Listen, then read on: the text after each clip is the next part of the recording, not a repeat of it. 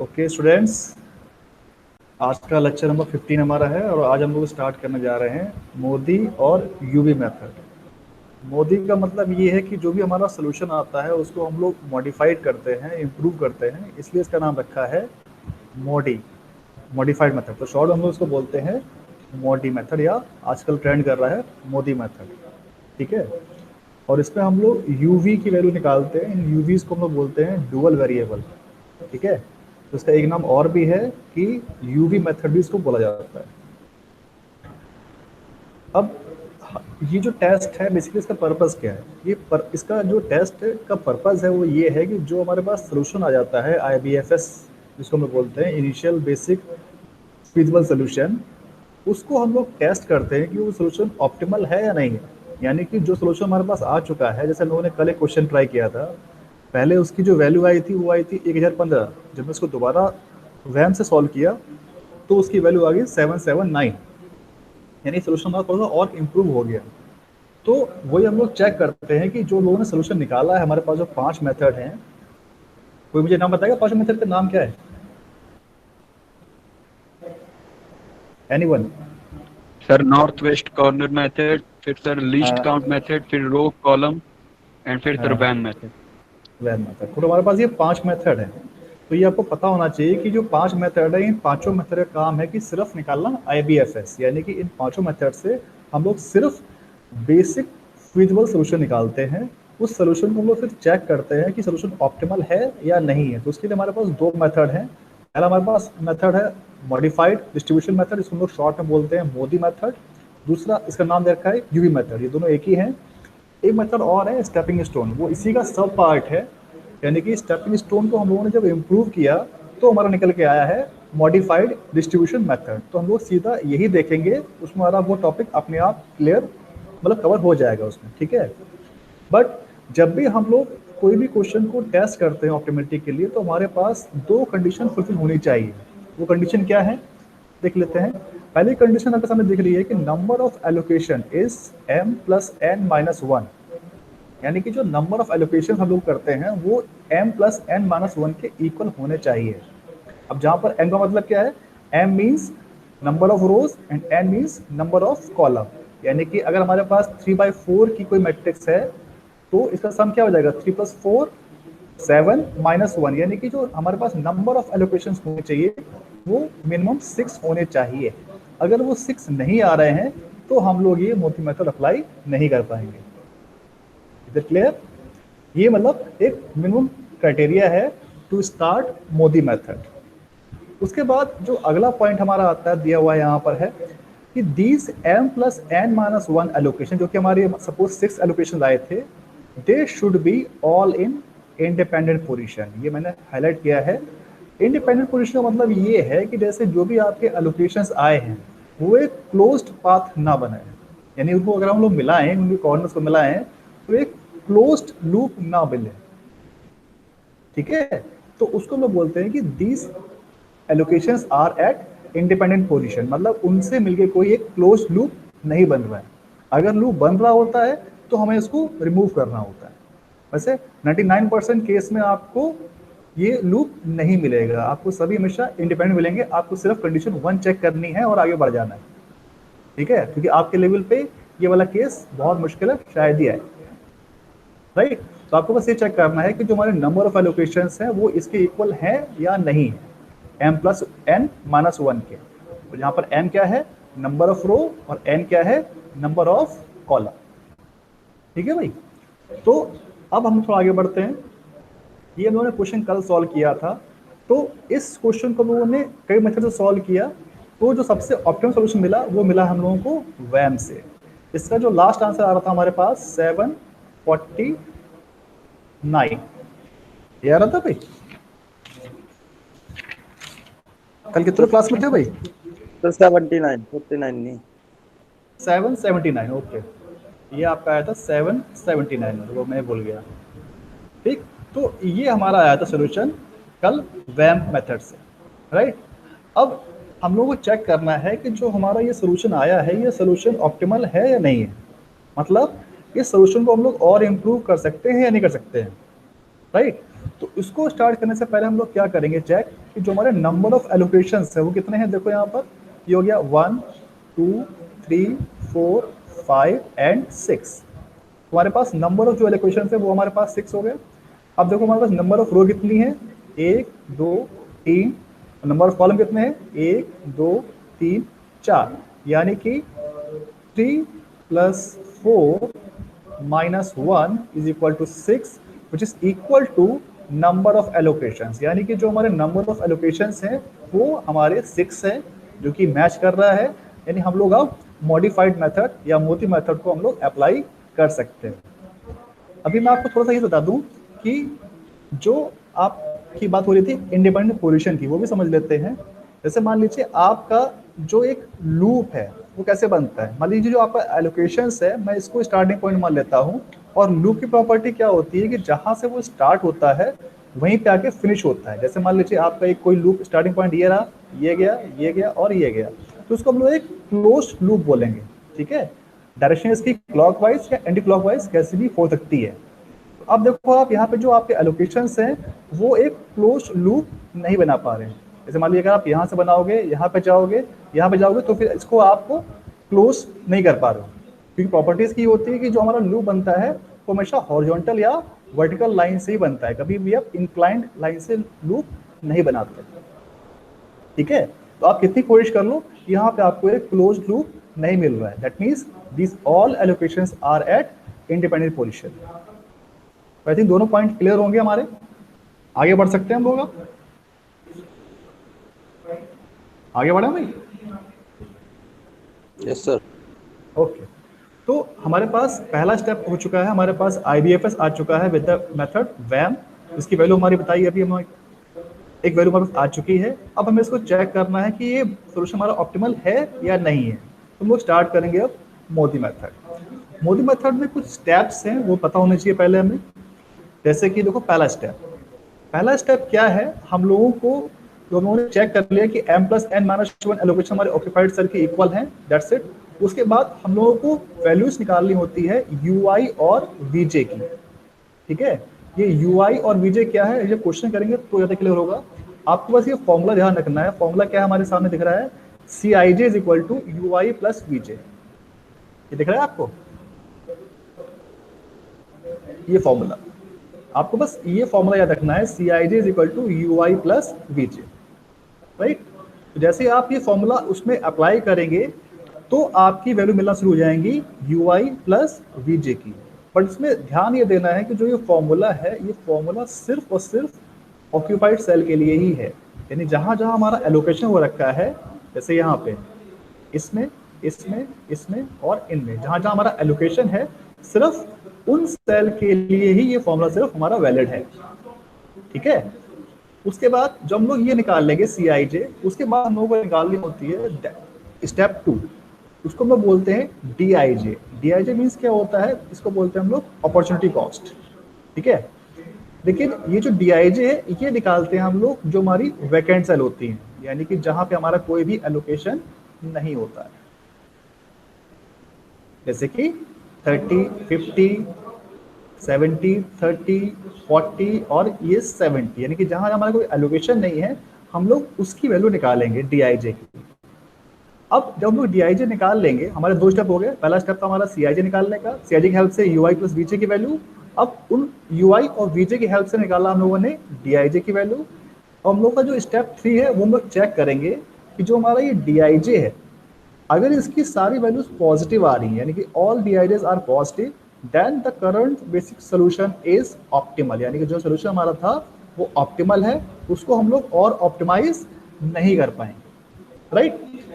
अगर ये हमारा इक्वल टू 0 हो जाता है, यानी कि कहीं पे हमारी वैल्यू पॉजिटिव है, कहीं हमारी वैल्यू 0 है, that means solution is optimal but it has an alternative solution also.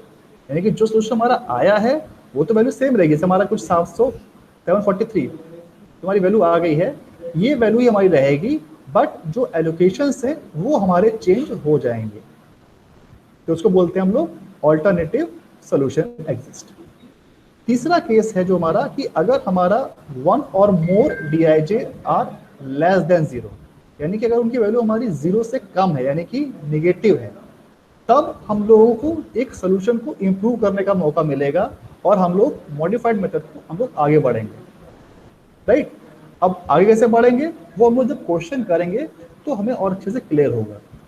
उसमें होता क्या है, जहां हमारी ये मोस्ट नेगेटिव वैल्यू आती है, जैसे हमारे पास अगर सिर्फ एक ही डीआईजे नेगेटिव आया तब तो कोई दिक्कत वाली बात नहीं है, बट अगर हमारे पास एक से ज़्यादा नेगेटिव वैल्यूज हैं डीआईजे के तो हम लोग चूज करते हैं मोस्ट नेगेटिव वैल्यू। ये वर्ड में ध्यान रखना, we choose most negative value, और उससे हम लोग लूप बनाने स्टार्ट करते हैं टू द ऑक्यूपाइड सेल, यानी कि जहां जहां हमारे ऑक्यूपाइड सेल हैं हम लोग उनको लूप में कंसीडर करते हुए एक लूप बनाते हैं, और उन लूप्स को हम लोग एक साइन देंगे प्लस माइनस ऑल्टरनेटिव। ये हमारा अगला स्टेप है, स्टेप 4। जैसे हमारा ये डीआईजे नेगेटिव आ गया, हम लोग उसके बाद ही स्टेप 4 पे जाएंगे। अगर हमारा स्टेप 3 में ही कोई भी डीआईजे पॉजिटिव मतलब सॉरी नेगेटिव नहीं है तो हम लोग आगे नहीं बढ़ेंगे, यानी सोल्यूशन हमारा ऑप्टिमल हो गया, क्वेश्चन वही खत्म। बट अगर हमारा डीआईजे नेगेटिव है तो हम लोग स्टेप 4 पे जाएंगे। स्टेप 4 में क्या है, हम लोगों को एक लूप बनाना होगा क्लोज्ड पाथ, जो कि हमारी मोस्ट नेगेटिव वैल्यू यानी कि लार्जेस्ट नेगेटिव वैल्यू जो हमारी है उससे स्टार्ट करते हुए, राइट। और उसके बाद हम लोग उसको प्लस मार्क करेंगे। उसके बाद जहाँ पे हमारा नेक्स्ट कॉर्नर आएगा लूप का, उसको हम लोग ऑल्टरनेटिव प्लस माइनस करते जाएंगे। ठीक है, अभी बस ये दिमाग में सेट कर लो कि मैं करना क्या है, जब क्वेश्चन करेंगे तो ज़्यादा क्लियर होगा हम लोगों को, राइट। उसके बाद जब हमारा ये लूप बन जाएगा, we will choose the smallest quantity among the cell marked with minus sign, यानी कि जो हमारा लूप बनेगा, फॉर एग्जांपल हमारे सामने एक लूप बन गया, ये यहाँ पे हमारी मोस्ट ये जो हमारी डीआईजे थी ये हमारी मोस्ट नेगेटिव हो गई, तो हमने इसको दिया है प्लस साइन, उसके बाद हमने दिया है नेगेटिव साइन, उसके बाद दिया है हमने प्लस साइन। तो मैं सबसे छोटा एग्जाम्पल बता रहा हूँ आपको लूप कैसा हो सकता है, फिर आपका नेगेटिव साइन। तो इसमें ये कह रहा है कि जो हमारे नेगेटिव कॉर्नर वाले हैं इनमें जो हमारा एलोकेशन हो रखा होगा उसमें सबसे छोटी वैल्यू होगी वो हम लोग इस लूप्स के कॉर्नर पे एज पर साइन ऐड या सब्ट्रैक्ट कर देंगे, और उससे हमारा सोल्यूशन कुछ इम्प्रूव हो जाएगा। ठीक है, अब जो ये हम लोग प्लस माइनस करेंगे, ये हमारी जो रिम कंडीशंस होती हैं यानी कि डिमांड सप्लाई, उनको हमारा डिस्टर्ब नहीं करेगा। जैसे मान लीजिए अगर आपने यहाँ से 2 कम किया, अगर आप यहाँ से 2 माइनस करोगे तो यहाँ पे आप 2 बढ़ा भी दोगे। अब 2 बढ़ाओगे तो यहाँ पे 2 कम करने पड़ेंगे। अब जब 2 कम करोगे तो 2 यहाँ पे आप बढ़ा दोगे। तो आप ये देखो कि जो नेट आपकी डिमांड सप्लाई है 2 - 2 बैलेंस रहेगी, यानी कि जो भी आपकी कंडीशंस हैं वो चेंज नहीं हुई। ठीक है, इसी को हम लोग बोलते हैं स्टेपिंग स्टोन मेथड, जो कि इसका सब पार्ट है, राइट। तो मैंने आपको इसलिए बताया कि वो हमारा स्टेपिंग स्टोन मेथड इसी में कवर हो जाता है। अब जब हमारा ये हो गया, उसके बाद हम लोग क्या करेंगे, जो स्मॉलेस्ट वैल्यू थी हमारी नेगेटिव कॉर्नर वाली, उसको हम लोग ऐड करेंगे पॉजिटिव कॉर्नर्स पर और सेपरेट करेंगे नेगेटिव कॉर्नर पर। उसके बाद जो हमारा इम्प्रूव सोल्यूशन आएगा उसको हम लोग चेक करेंगे कि वो वैल्यू हमारी क्या आ रही है, जो कि हमारा स्टेप 6 है। अब चेक करेंगे जैसे हमारा सोल्यूशन आ चुका है, ऑब्वियसली बात है कुछ पहले से इम्प्रूव होगा, और हम लोग फिर से वही निकालेंगे डीआईजे की value for all the unoccupied cell. अगर हमारी इस केस में भी हमारे सारे डीआईजेस पॉजिटिव आते हैं, that means solution is optimal, हम लोग प्रोसेस को वहीं खत्म कर देंगे और क्वेश्चन हमारा कंप्लीट हो जाएगा। बट अगर हमें दोबारा फिर से कोई डीआईजे नेगेटिव मिलता है तो हम लोग फिर से वही पूरी प्रोसेस रिपीट करेंगे। ठीक है भाई, तो ये हो गई इसकी थ्योरी ऑफ मॉडिफाइड मेथड। उसके बाद जो लूप बनाते हैं उसके भी कुछ रूल हैं हमारे पास, मैं फटाफट आपको पढ़ के सुना दे रहा हूँ, जब क्वेश्चन करोगे तो आपको अपने आप याद रहेंगे। Loop is defined as order set of an at least 4 cell, यानी कि मिनिमम एटलीस्ट 4 सेल आपके लूप में होने चाहिए इस तरह से, और इसकी शेप रेक्टेंगल, स्क्वायर कैसी भी हो सकती है। अगला पॉइंट है, any two adjacent cells of the ordered set lie either in the same row or same column, यानी कि एक ही लाइन पे मैक्सिमम 2 ही आप एक कॉर्नर आएंगे।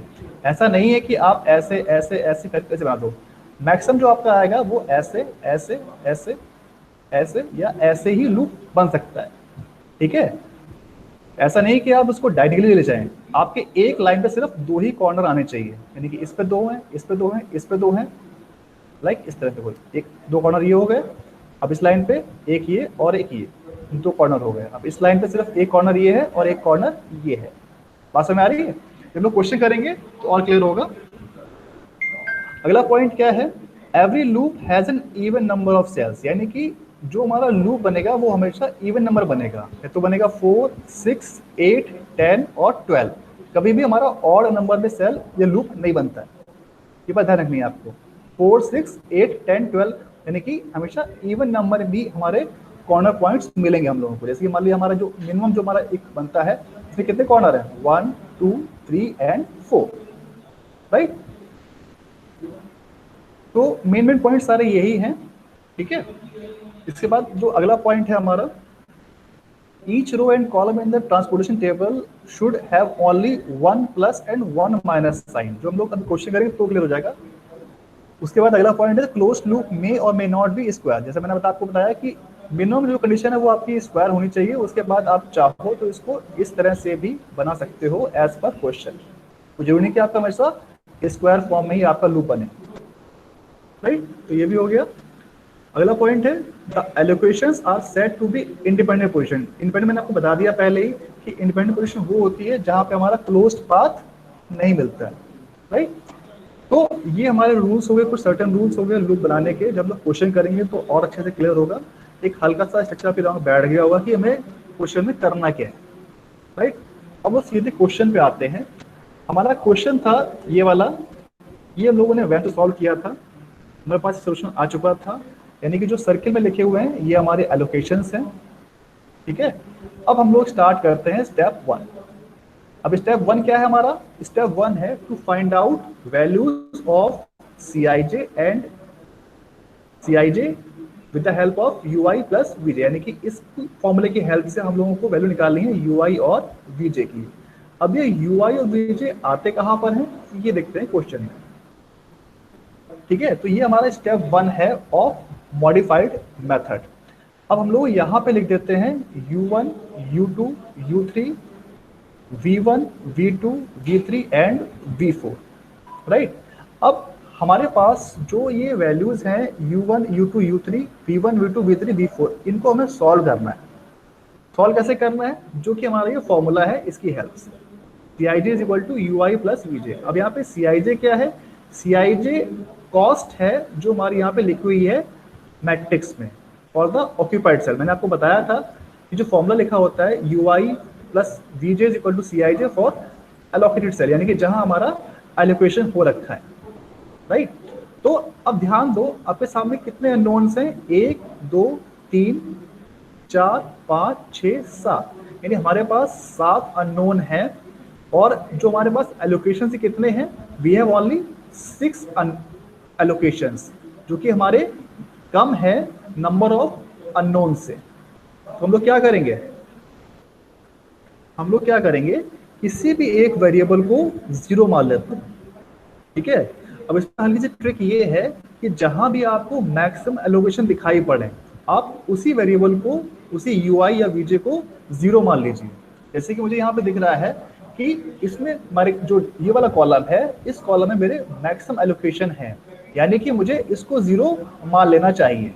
यानी कि V4 को मैंने मान लिया 0, तो मेरे कितने बचे, अब मेरे पास 6 वेरिएबल रह गए और मेरे पास 6 एलोकेशंस है, यानी कि मैं इसको इजीली सॉल्व कर लूंगा। तो जैसे मैंने इसको माना V4 इज इक्वल टू 0, तो मेरे पास अब ऑप्शन है कि मैं कहीं से स्टार्ट कर सकता हूँ। मैं स्टार्ट करूंगा U3 से। अब देखो जो हमारा क्वेश्चन क्या फॉर्मूला क्या है, Ui plus Vj is equal to Cij।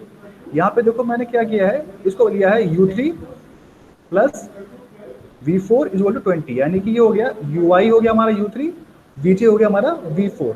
अब जो ये कॉलम है इसकी वैल्यू क्या है, वैल्यू देखो V4 और U3 के सामने हमारा एलोकेशन ये वाला है, इसकी जो वैल्यू है 20 वो मैंने यहाँ पर लिख दी, राइट।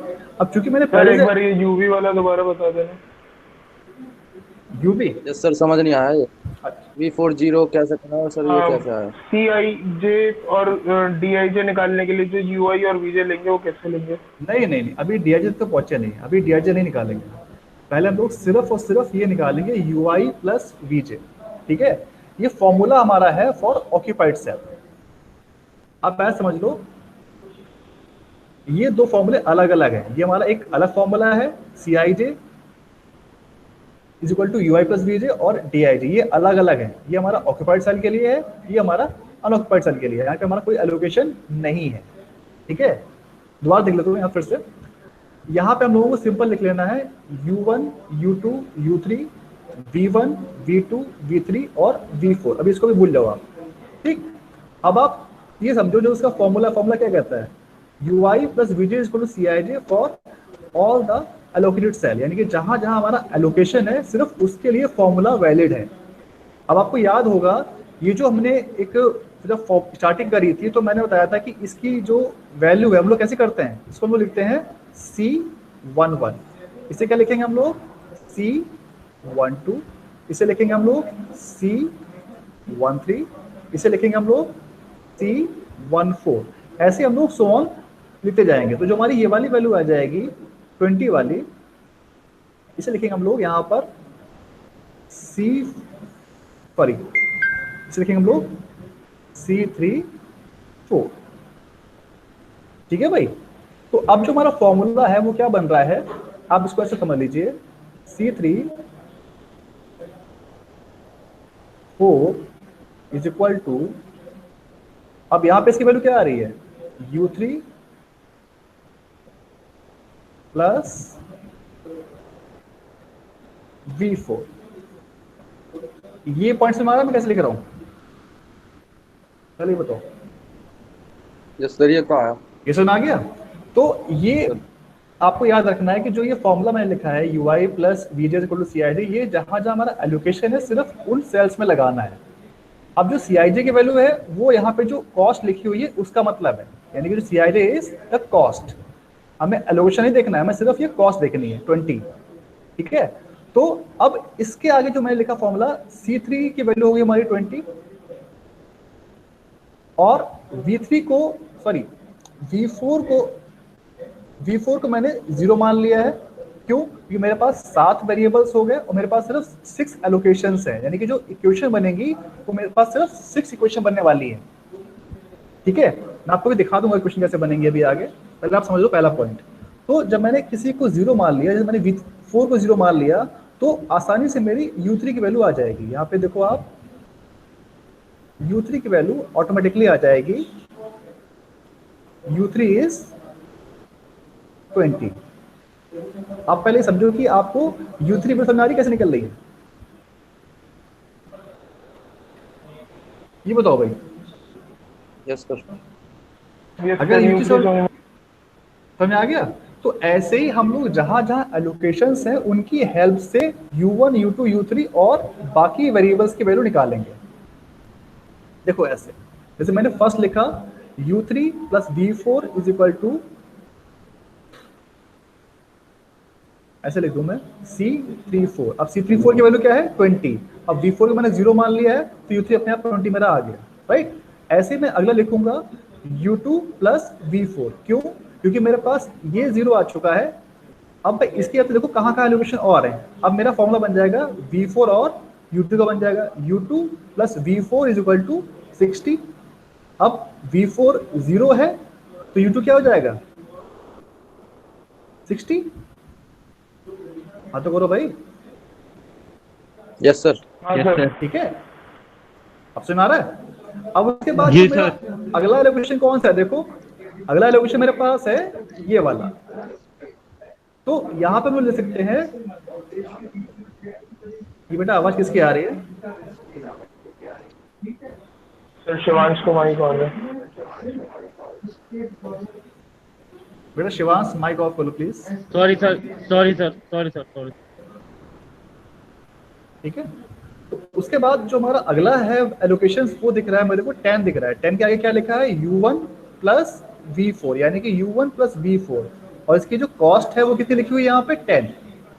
तो मैं v4 को 0 करूंगा, u1 वैल्यू क्या आ जाएगी मेरे पास में 10, तो वो मैं 10 यहाँ पे लिख दूंगा।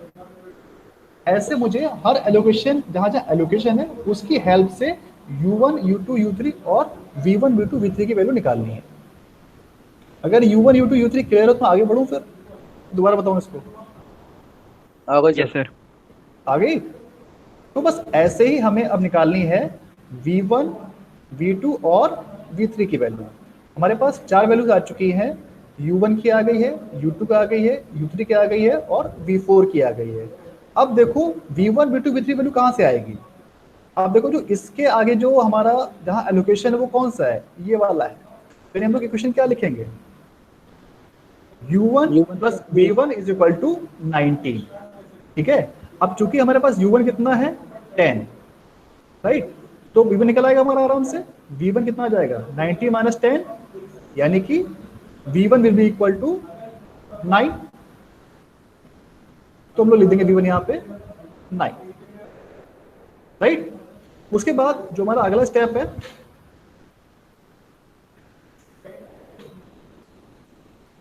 और हमारे पास बच रहे हैं वेरिएबल, दो बच रहे हैं V2 और V3।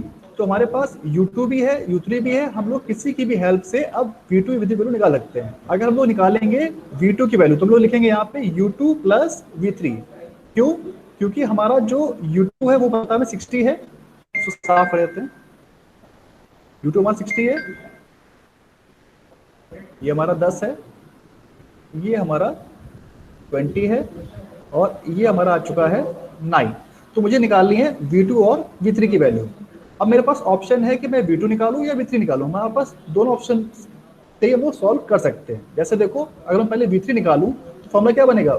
V3 plus U2 is equal to 40, जो मैंने लिखा यहाँ पे लिखा हुआ ये। अब U2 कितना है? U2 हमारा 60 है, तो V3 कितना आ जाएगा 40 माइनस 60, यहाँ पे वैल्यू रखो उसकी 60 की, तो V3 आ जाएगा हमारे सामने माइनस का 20। ये प्लस माइनस कैसे भी आ सकते हैं, इसमें कोई दिक्कत वाली बात नहीं है। सर V3 आएगा। हाँ सॉरी, ये आपका V3 आएगा, मैंने वहां लिख दिया। V3 आपका आ जाएगा माइनस का 20। उसके बाद हमारा बस एक बचता है वेरिएबल V2। अब देखो V2 के आगे जो हमारा एलोकेशन है वो कौन सा है? एक तो V2 के सामने हमें दिख रहा है एलोकेशन ये वाला 8 वाला। अब 8 से आगे क्या लिखा है? U3। तो हमारी जो इक्वेशन बनेगी वो बनेगी U3 plus V2 is equal to 8। देखो ये, ठीक है, तो U3 is plus V2 is equal to 8। हमारे पास U3 ऑलरेडी है 20, ठीक है, तो V2 क्या आ जाएगा 8 माइनस 20, यानी कि माइनस का, इसे साफ करो यहाँ से, माइनस का 12। अब हमारा क्या है, स्टेप 1 कंप्लीट हो चुका है। स्टेप 1 में क्या है, हमारे पास सारे UI और VJ की वैल्यू आ चुकी है, राइट। अब हमें क्या करना है, अब निकालना है हमें DIJ। तो मैं आगे बढ़ जाऊंगा, इसमें दोबारा कोई दिक्कत नहीं, पूछने वाली, आगे बढ़ूं मैं? सर हर क्वेश्चन में ऐसे V0 मान लेंगे? हाँ, इसमें कोई वो रूल नहीं है कि आप किसी को भी 0 मान सकते हो। आप चाहे U1 को मान लो, U2 को मान लो, U3 को मान सकते हो, बट कोशिश ये करो कि अगर आप जहाँ मैक्सिमम एलोकेशन है उसको 0 मानो आप, ठीक है। उसको 0 मानने से फायदा क्या होगा कि आपके फटाफट दूसरे वेरिएबल्स निकल जाएंगे। जैसे आप, मैंने इसको 0 माना तो मेरा U3 U2 U1 एक बार निकल आया, ठीक है। बस ये ट्रिक है, बाकी आप किसी को मान लो, इसमें कोई ऐसा रूल नहीं है कि 0 कैसे मानना है। Yes sir. तो ये हमारा स्टेप 1 कंप्लीट हो गया। UI हमने सारे निकाल लिए, सारे VJ निकाल लिए for all the allocated cell. अगला स्टेप हमारा क्या है, टू फाइंड आउट DIJ। अब जो DIJ है उसका फॉर्मूला क्या है हमारे सामने? इसका फॉर्मूला है DIJ is equal to CIJ minus UI plus VJ for all the unoccupied cell, यानी कि जो हमारे वैकेंट सेल, ठीक है।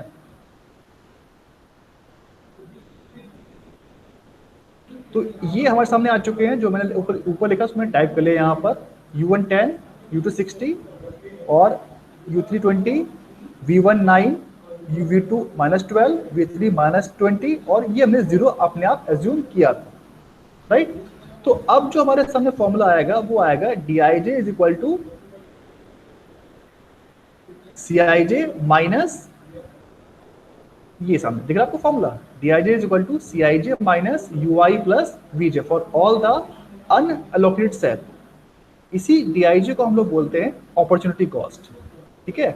अब चूंकि आपको दिक्कत ना हो, मैंने इसलिए इसमें हाईलाइट कर रखी है ग्रीन कलर से। जो आपको ये ग्रीन ग्रीन दिख रहा है, ये सारी हमारी कैसी सेल है जब हमारा कोई एलोकेशन नहीं है, दिख रही है? जितनी हमारी ये वाली सेल्स हैं, this all cells are unoccupied cell, यानी कि जो हमारा DIJ लगेगा वो इस सेल के लिए लगेगा। चलिए लगाते हैं भाई।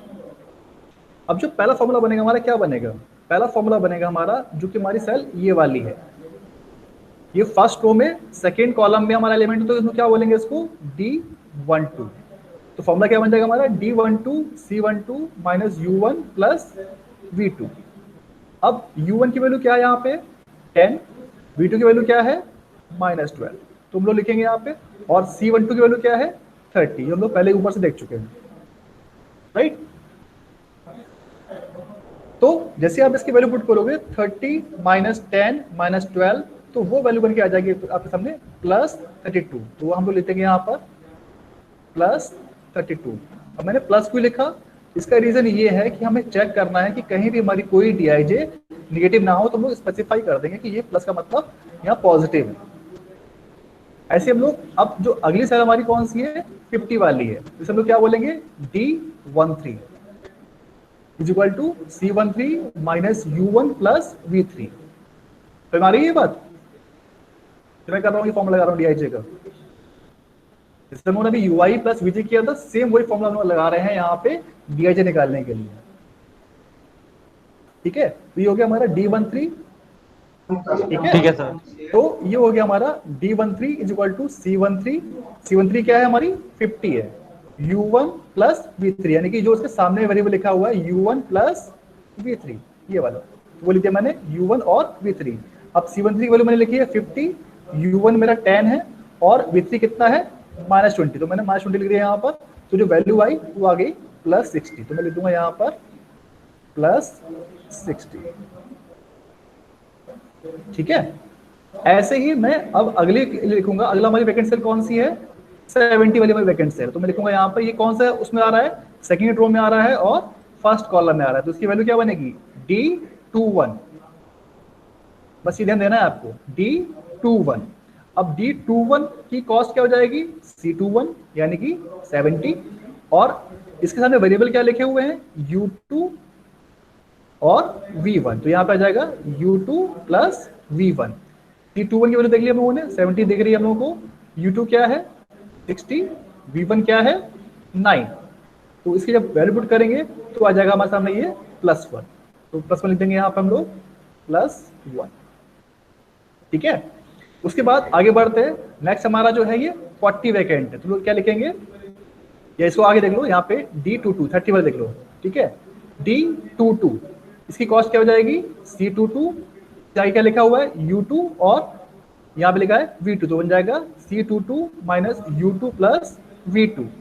C22 की वैल्यू क्या है 30, U2 की वैल्यू क्या है 60 और V2 की वैल्यू क्या है -12, तो उसको पुट करिए यहाँ पर, सॉल्व करो, वैल्यू आ जाएगी आपकी -18, तो आपकी पहली निगेटिव वैल्यू मिल गई आपको यहाँ से -18,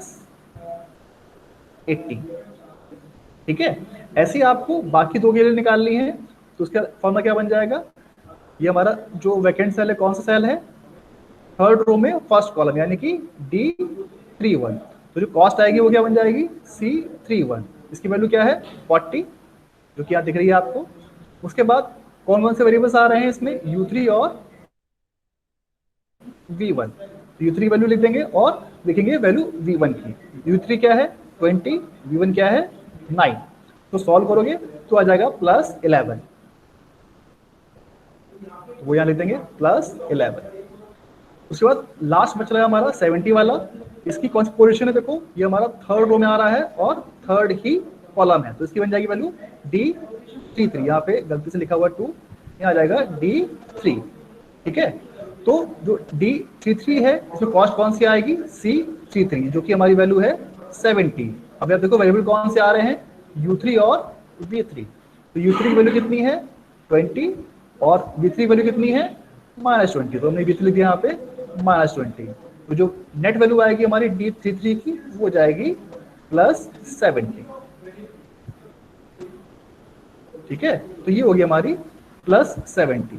अब आप देखो इस तरह से आपने सारी डीआईजे निकाल लिए हैं, बट एक जो आपका डीआईजे है वो निगेटिव है, दैट मीन्स जो सोल्यूशन आपका आया है वो सोल्यूशन आपका ऑप्टिमल नहीं है, यानी इसमें कुछ और सुधार की गुंजाइश है, इसको हम लोग और ऑप्टिमाइज कर सकते हैं, ठीक है भाई। अभी 1:15 पे हमें क्विज आएगा, उस सब बच्चों को अटेंड करना है। 10 मिनट है, 5 मिनट है। तो ये हमारा हो चुका है डीआईजे, यानी कि स्टेप 2 हो चुका है। अब हम लोग जाएंगे स्टेप 3 पे। जी हमने वैल्यू निकाली है, मैंने टाइप करके लिखी हुई यहाँ पे पहले से ही, देखो ये। तो जो मैंने निगेटिव वाला आया था उसको थोड़ा मैंने हाईलाइट कर दिया ताकि आपको अलग से दिख जाए कि ये हमारी निगेटिव वैल्यू है डीआईजे की। अब यहाँ पे चूंकि चांस की बात है एक ही डीआईजे नेगेटिव है, तो हम लोगों ने स्टार्टिंग पॉइंट यही लेंगे। अगर हमारे पास 2 डीआईजे नेगेटिव होते तो हम लोगों को चूज करना पड़ता which is the most negative. इसमें हम लोग चूज करेंगे जो कि हमारा होता है मोस्ट नेगेटिव डीआईजे, यानी कि अगर हमारे पास -18 और -10 होता तो हम लोग चूज करते -18 को। ठीक है, हम लोग करने का जा रहे हैं, हम लोग इस डीआईजे से एक लूप बनाने की कोशिश करेंगे। अब जो लूप है उसकी प्रॉपर्टी क्या है कि जो स्टार्ट होता है वो स्टार्ट होता है हमारी वैकेंट सेल से, बट जो उसके हमारे अगले कॉर्नर्स आएंगे वो होने चाहिए सारे ऑक्यूपाइड सेल। यानी कि जो लूप का स्टार्टिंग पॉइंट तो हमारा यहाँ हो जाएगा, बट जो इसके आगे जाएंगे हम लोग वो सारे होने चाहिए हमारे ऑक्यूपाइड सेल। ठीक है, देखते हैं।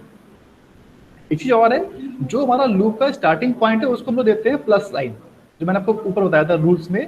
उसके बाद जहां जहां हमारा कॉर्नर बढ़ता जाएगा उसको हम लोग देंगे alternative plus minus plus minus.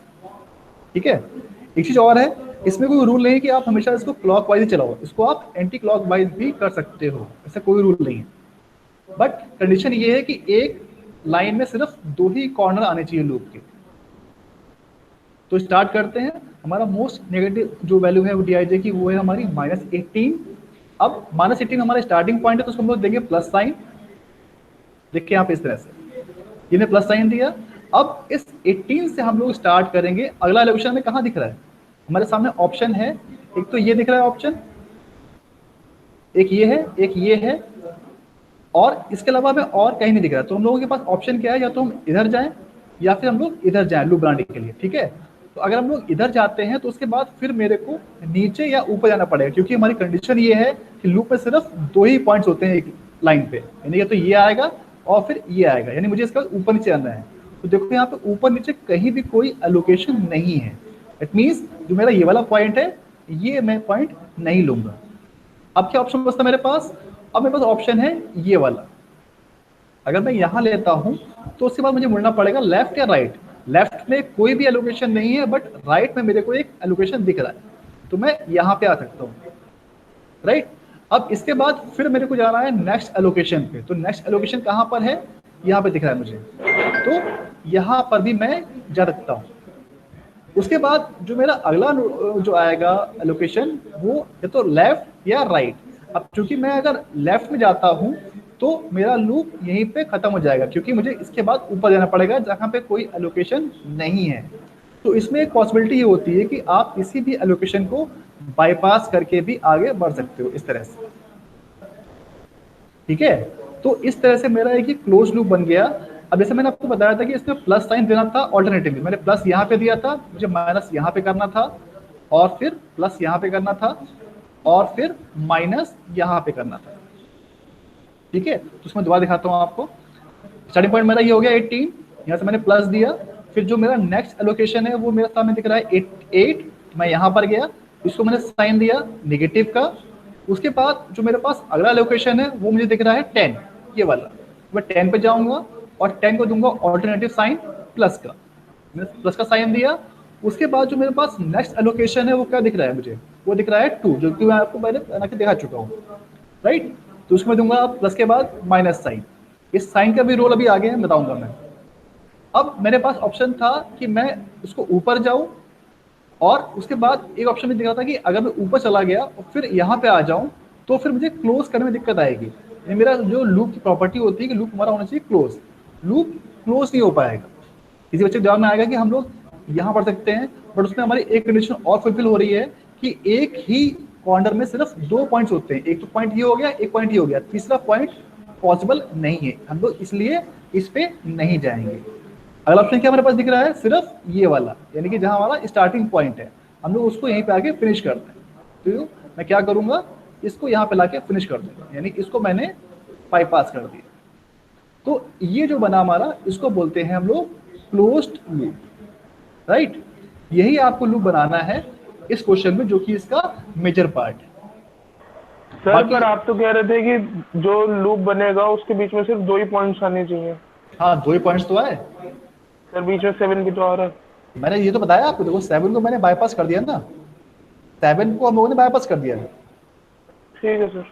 ठीक है, तो जो मैंने साइन दिया है, मैंने साइन देखो यहाँ से दिया, प्लस माइनस माइनस, उसके बाद सीधा मैं इस पे आ गया। बाईपास कर सकते हैं हम लोग एक एलिमेंट्स को, बट इस पे जान सकते हैं कि आप चाहो कि ठीक मैं है सर। एरो यहाँ बनाऊं फिर उसके बाद आऊं, तो वो पॉसिबल नहीं है। मैं इसको बाईपास करके यहाँ पे आ सकता हूँ, ये रूल्स हैं इसके। आप उसमें मैं जो नोट्स दे रखे हैं उसे पढ़ लीजिएगा, उसमें दिया हुआ है सब कुछ। ठीक है ना। तो इतना करने के बाद हमारा जो अगला स्टेप है वो ये है कि आपने लूप बना लिया, आपने लूप के हर कॉर्नर पे पॉइंट्स दे दिए, प्लस माइनस हो गया। अब मुझे चूज करना है जो हमारे नेगेटिव कॉर्नर्स है। ठीक है, 2 कॉर्नर नेगेटिव हमारे चांस की बात है इसमें। तो हमारा लूप जो है सिर्फ 4 पॉइंट्स का है, 1 2 3 4। We have 2 negative corners and 2 positive corners. तो जो हमारे नेगेटिव कॉर्नर्स हैं उनमें हम लोग चूज करते हैं कि सबसे छोटी वैल्यू कौन सी है। एलोकेशंस की बात कर रहा हूं मैं, यानी कि जो हमारे नेगेटिव कॉर्नर्स हैं उसमें जहां एलोकेशंस है हमारा, उसमें छोटी वैल्यू क्या है। तो हमारे पास 2 है और 8 है, तो हम लोग चूज करेंगे 2 को। हम लोग चूज करेंगे की वैल्यू, के को हम लोग देंगे वैल्यू 2। अब इस के को हम लोग जहां जहां हम लोगों ने साइन दिया था प्लस माइनस, उसके अकॉर्डिंग हम लोग उसमें ऐड कर देंगे। ठीक है, यानी कि जहां पे मेरा 8 था, यहां से 8 में से 2 माइनस हो जाएगा, ये बचेगा यहाँ पे 6। और यहाँ पे हमारा 10 था तो यहाँ 2 ऐड हो जाएगा 12। यहाँ पे 2 था, यहाँ हो जाएगा 0, यानी कोई एलोकेशन नहीं बचेगा। अब यहाँ पे प्लस का साइन था, यहाँ पे कोई एलोकेशन नहीं था, तो यहाँ पे हमारा एक नया एलोकेशन आ जाएगा 2 का। ठीक है, अब ये जो मैंने किया इसी को बोलते हैं हम लोग स्टेपिंग स्टोन मेथड। यानी कि मैंने 2 को यहाँ से रिमूव किया, वही 2 मैंने यहाँ पे 2 ऐड कर दिए।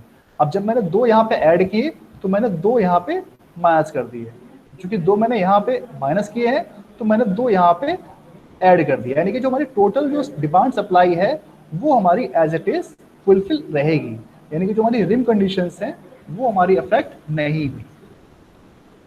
ठीक है भाई, ये बस सुना आ गई। ये पर्पज है हमारा लूप का। हम लोग इस लूप की हेल्प से ही हम लोग इसको एलोकेशन को रिमूव करते हैं और हटाते हैं। यानी कि जो अभी तक हमें बात समझ में आई, इस पूरी प्रोसेस का जो पर्पस था वो ये था कि हम लोगों ने जो एलोकेशंस थे उनको थोड़ा स्लाइटली चेंज किया। यानी कि जो हमारा 2 यहाँ पे था उसको अगर हम लोग यहाँ पे रख के देखेंगे तो कुछ कॉस्ट कम हो जाएगी।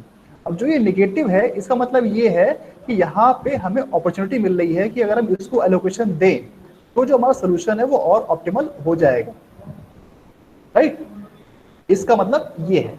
दूसरी बात ये है कि जो नेगेटिव कॉर्नर्स है ये इंश्योर करते हैं कि जो हमारी सोल्यूशन की फिजिबिलिटी है वो मेंटेन रहती है। ठीक है ना, हम जो प्लस माइनस कर रहे हैं इसलिए कर रहे हैं ताकि हमारी जो सोल्यूशन की फिजिबिलिटी है वो मेंटेन रहे। अगर हम लोग सारी जगह प्लस कर देते तो जो हमारा ये डिमांड सप्लाई है वो बैलेंस नहीं रहता। राइट, तो जैसे कि अब आपको क्लियर हो गया कि मैंने जो नेगेटिव कॉर्नर वाला था उसको मैंने 2 चूज कर लिया, जहां से मेरे प्लस का साइन था वहां मैंने इसको ऐड कर दिया, जहां नेगेटिव था वहां मैंने इसको माइनस कर दिया। तो जो मेरा नया सोल्यूशन बन जाएगा, इंप्रूव सोल्यूशन इसे बोलेंगे, वो हमारा बन के आता है ये। ठीक है, यहाँ पे पहले 2 था, ध्यान दो, यहाँ 2 था तो अब वो 2 हटके 0 हो चुका है। यहाँ पे हमारा कुछ नहीं था तो यहाँ पे मेरा 2 आ चुका है। यहाँ पे मेरा 8 था देखो तो वहां मेरा 6 हो चुका है। यहाँ पे 10 था तो यहाँ पे मेरा अब 12 हो चुका है। यानी कि ये हमारा सोल्यूशन पहले से कुछ चेंज हो गया है, नया सोल्यूशन आ गया है। अब इसको हम लोग सॉल्व करेंगे और बताएंगे कि सोल्यूशन हमारा क्या आ रहा है। ठीक है, इसको फटाफट सॉल्व करिए, बताइए आपकी वैल्यू क्या आ रही है।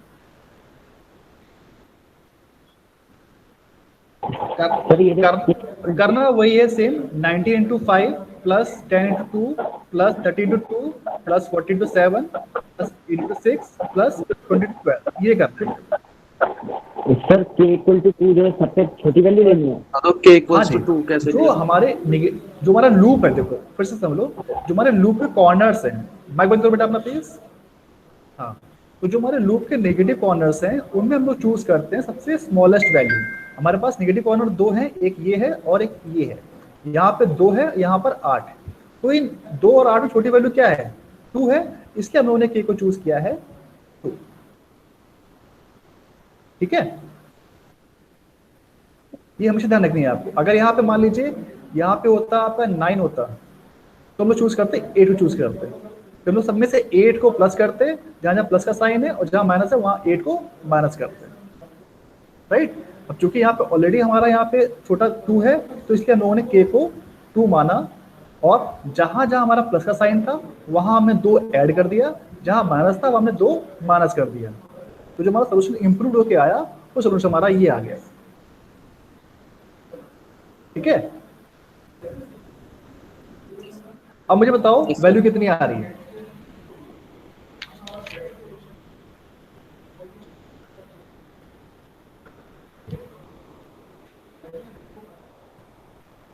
जो पहले हम लोगों ने वैम से किया था, तो हमारी वैल्यू आ रही थी 779, ठीक है। ये हमारी आई थी वैल्यू वैम से।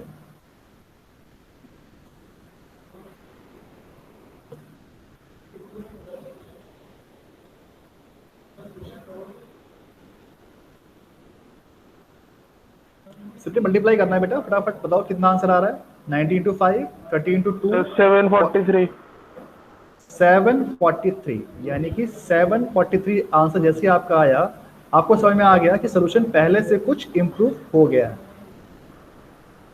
ठीक है। तो यानी कि जो पहले हमारा आंसर था वो हमारा अब ये आ गया, सोल्यूशन हमारा इम्प्रूव हो गया पहले से, ठीक है। बट जैसे मैंने आपको बताया, इतना करने के बाद छोड़ने नहीं, हम लोगों को फिर से चेक करना है कि जो सोल्यूशन हमारा आया है 743 बिल्कुल एग्जैक्ट सही आ गया, आपने बताया। अब हम लोग फिर से चेक करेंगे UI और VJ वैल्यू निकालेंगे, और उसके बाद फिर निकालेंगे हम लोग DIJ की वैल्यू, और ये तब तक करते रहेंगे जब तक हमारी सारी DIJs पॉजिटिव ना हो जाए, ठीक है। सर हाँ जी सर, एक बार एक स्लाइड पीछे करना, ये वाली। यस सर, एक मिनट सर। -18 की जगह 2 कैसे आया? फिर से देख लो, मैं फिर से बता रहा हूँ, जो हमारा ये जो -80 तो DIJ है, ये कोई एलोकेशन थोड़ी ना है यहाँ पे। यहाँ पे देखो, यहाँ पे कोई एलोकेशन नहीं था, यहाँ पे उन्होंने इसकी वैल्यू निकाली थी DIJ की, तो DIJ हमारा यहाँ पे मोस्ट नेगेटिव आया था, ठीक है।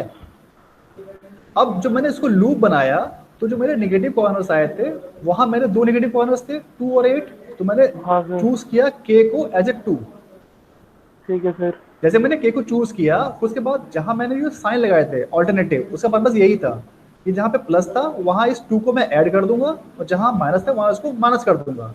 तो यहाँ पे कुछ नहीं था, तो यहाँ पे 0 + 2 कितना रहेगा? ठीक है सर, ठीक है सर, बस यही बाकी देख कम हो गया, ठीक है। बस यही कंफर्म करना था। ओके पूछते रहो, तो मुझे लगता है कुछ आप लोग कर रहे हो साथ में, ठीक है। तो ये आपका हो गया, पहला स्टेप खत्म हो चुका है, इटरेशन 1 खत्म हो गया है। और हम लोग दोबारा से निकालेंगे U1, U2, U3 की वैल्यूज, और फिर से चेक करेंगे DIJ सारे, जहां जहां हमारे अनऑक्यूपाइड सेल। फिर से करते हैं भाई। तो फॉर्मूला क्या था हमारा इसके लिए? फॉर्मूला यही हमारा है, UI + VJ = CIJ for all the occupied cell, यानी कि जहां जहां हमारा एलोकेशन है वहां पे हमें यूज करना है इस फॉर्मूले को, और उसकी हेल्प से निकालनी है हमें वैल्यू UI और VJ की। अब आपके पास चॉइस है, आप किसी को भी 0 मान लो, जैसे मैंने पिछली बार V4 को 0 माना था, आप किसी और को 0 मान के सॉल्व कर सकते हो, इसमें ऐसा कोई रूल नहीं है, ठीक है। तो इसे मैंने U1 को 0 मान लिया, ठीक। जैसे मैंने U1 को 0 माना, तो मेरी इक्वेशन जो बनेगी, U1 के सामने कौन सा दिख रहा है मुझे एलोकेशन? एक तो 10 दिख रहा है और दिख रहा है 90, तो यानी इसके सामने जो वैल्यूज हैं वो मेरी निकल आएंगी, यानी कि we can find V1 and V4 simultaneously. अब जैसे मैं लिखूंगा V1 U1 + V1 = C11। अब देखो C1 क्या है यहाँ पे? C11 हमारा है 90, और U1 भी मेरा V लग रहा है, इसको U समझ लो, ये U है, इसको मैंने 0 मान लिया है ऑलरेडी, तो V1 मेरा क्या आ जाएगा? ऑटोमेटिकली 90। तो मैं यहाँ लिखूंगा V1 = 90। ऐसे ही जो मेरा अगला एलोकेशन है वो कौन सा है? ये वाला एलोकेशन है, और ये वाला एलोकेशन है। तो इसमें मैं क्या लिखूंगा? U1 + V4 = 10, जो कि कॉस्ट है। तो U1 0 है, तो V4 क्या आ जाएगा? ऑटोमेटिकली 10 आ जाएगा। जब ये क्वेश्चन आप एक तो अपने हाथ से कर लोगे, तो ये आप मुंहजुबानी कर लोगे अपने आप, जैसे मैं कर रहा हूँ अभी आपके सामने। मुझे क्वेश्चन लिखने की जरूरत नहीं पड़ रही है, मुझे दिख रहा है साफ साफ, मैं उससे क्वेश्चन को सॉल्व करता जा रहा हूँ, राइट। तो ये आपको प्रैक्टिस करनी है, आपको फिर से निकालना है। तो वैसे मैं निकाल रहा हूँ, मैंने ये निकाला, फिर ये निकाले, V1 19 आ गया, U3 10 आ गया। उसके बाद फिर मैं V2 निकालूंगा, मेरे पास U3 भी आ चुका है, तो मैं से निकाल लिया, मैंने V2 निकाल लिया, -2 आ गया। उसके बाद बचता है V3 एंड U2, तो मैं किसी से निकाल सकता हूँ, मेरे पास दो ऑप्शन है। U2 निकाल लिया मैंने इसकी हेल्प से, फिर मेरे पास V3 आ गया 8। तो इस तरह से मैंने फिर से निकालनी है सारी UI और VGS की वैल्यू, राइट। अगला स्टेप क्या है, मेरे पास UI VJ आ चुका है, अब मुझे निकालना है फिर से DIJ। ध्यान बस ये देना है कि जो मेरा ये वाला फॉर्मूला है ये मैं अप्लाई करता हूँ फॉर ऑल द एलोकेटेड, यानी कि जहां मेरा एलोकेशन हो रहा है सिर्फ उस सेल में, और जो दूसरा फॉर्मूला आएगा ये वाला, ये फॉर्मूला एप्लीकेबल है वहां पे जहां हमारा कोई एलोकेशन नहीं है, यानी कि जो हमारी खाली सेल। बस ये ध्यान देना है, ठीक है। तो मुझे अब मैं नाम लूंगा बच्चे का, वो बच्चा मुझे बताया कि इसकी वैल्यू क्या आ रही है। सौम्य भाई आप बताइए यहाँ पे वैल्यू क्या आएगी इसकी, सामने बताइए।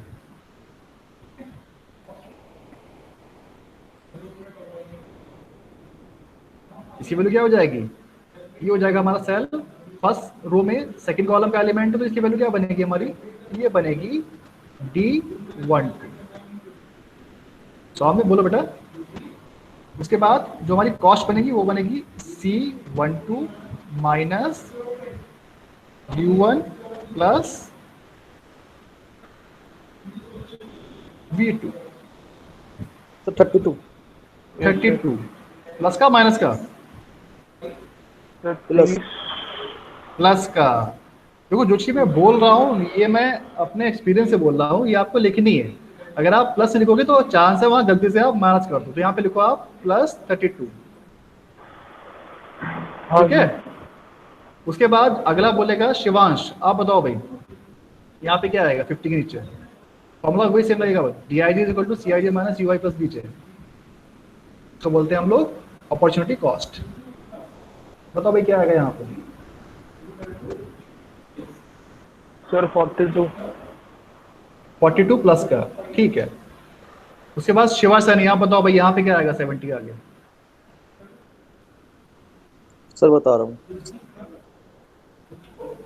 ये भी आपका इतना क्विज हो गया ऑनलाइन, जो प्रेजेंट है वो बता देगा फटाफट क्लास में। सर प्लस का 19।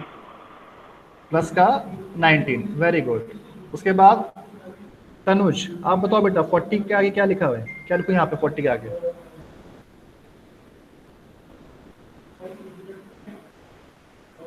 क्लास में है तनुज, चला गया। शुभेंद्र आप बताइए, शुभेंद्र बताओ बेटा यहाँ पे क्या लिखेंगे। सर यहाँ पे CIJ क्या है 40, V1 है 19 और U3 है 10। सर 11 40 माइनस 10 प्लस 19 यानी 29, यानी 40 में 29 प्लस का 11, ठीक है। तो ये आपका प्लस का 11 आ जाएगा, ये अपने आप आ गया 40। तो ऐसे मैं सारे चेक करूंगा, यानी आपको समझ में आ रहा है कि फॉर्मूला कैसे लग रहा है, ठीक। तो जो हमारे खाली सेल है यहाँ पे कोई एलोकेशन नहीं है, हम लोग उनके लिए निकाल रहे हैं DIJ की वैल्यू, ठीक। तो लास्ट बचा हमारा ये 70 वाला, तो इसकी वैल्यू आ गई हमारी +52। अब आप ध्यान दो, आफ्टर फर्स्ट इटरेशन आपकी सारी जो DIJs हैं वो कैसी आ रही हैं, पॉजिटिव है, यानी कि जो सोल्यूशन आपका आया था वो क्या था, 743 इज द ऑप्टिमल आंसर। यानी अब जो सोल्यूशन है हमारा और इम्प्रूव नहीं हो पाएगा, ठीक है। तो हम लोग यही लिख देंगे, since all the DIJs are positive, hence this solution is optimal, we cannot more improve the solution, और क्वेश्चन आपको वहीं खत्म हो जाएगा, राइट। तो ये एक पूरा क्वेश्चन टॉपिक कंप्लीट हो गया आपका मोदी मेथड। अब आपको करना क्या है, मैंने बुक दे रखी है और मैं आपको एक क्वेश्चन दे रहा हूँ, अभी देता हूँ यहीं पे। अगर ऐसी कुछ डाउट हो पहले मुझसे पूछ लो, फिर आगे बढ़ता हूँ मैं। पहले कुछ कोई स्टेप समझ ना आए हो, दोबारा पूछना हो पूछ लो मुझसे। सर हाँ जी सर इसमें D22 जो है -18 आया था। हाँ पिछले वाले तो सर स्टेप अगर में, वो वैल्यू जी सर पिछले वाले स्टेप में ये जो हमारा सिटीजन आया था, हाँ, ठीक है। गंदी बात थी तो है अगर कुछ होता तो आपकी आवाज से कट से रही, मैं समझ रहा हूँ। जैसे आप कह रहे हो कि अगर यहाँ प्लस होता, आप म्यूट करो बेटा जी अपने सर। आप को, आप म्यूट कर लीजिए। आप कह रहे हो कि अगर यहाँ पे माइनस या प्लस होता, अगर यहाँ पे प्लस होता तो हमारा क्वेश्चन यहीं खत्म हो जाता। मैंने क्या बताया आपको, हमारे पास 3 कंडीशंस हैं।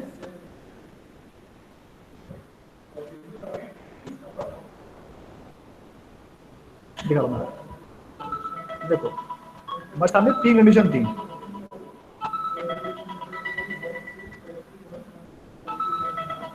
हमारे पास 3 कंडीशन थी ये वाली कि डीआईजे अगर हमारा पॉजिटिव आ रहा है तो सोल्यूशन ऑप्टिमल है, अगर 0 आ रहा है और पॉजिटिव आ रहा है तो ऑप्टिमल है, अगर हमारा डीआईजे कहीं नेगेटिव आ रहा है सिर्फ तब ही हम लोग जो है इसको आगे ऑप्टिमाइज करेंगे।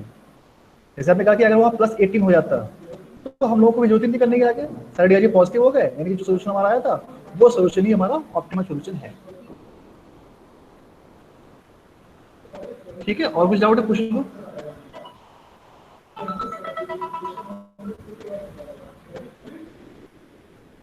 हाँ भाई।